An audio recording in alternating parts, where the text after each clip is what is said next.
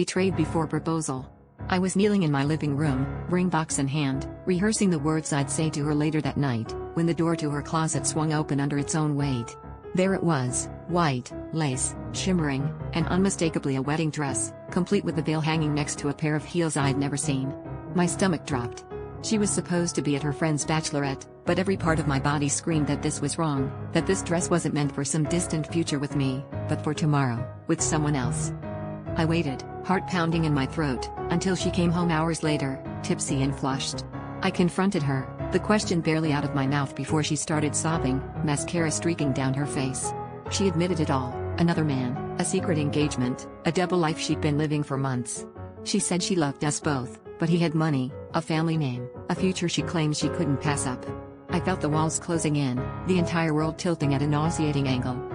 She begged me not to ruin things, to let her go quietly, to pretend we were just a fling. Rage exploded out of me, and I hurled the ring box across the room. She shrank back, whispering that she'd never meant to hurt me, but she couldn't choose poverty over comfort, not when her parents were watching.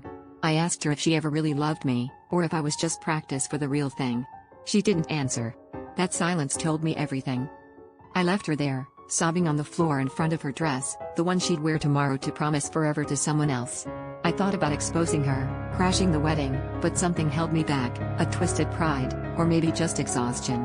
I realized I'd never been her first choice, just the risk she could afford to take until it was time for her real life to start. And in that moment, the truth burned brighter than any diamond. I'd been so desperate to be chosen, I never questioned if she was worth choosing at all.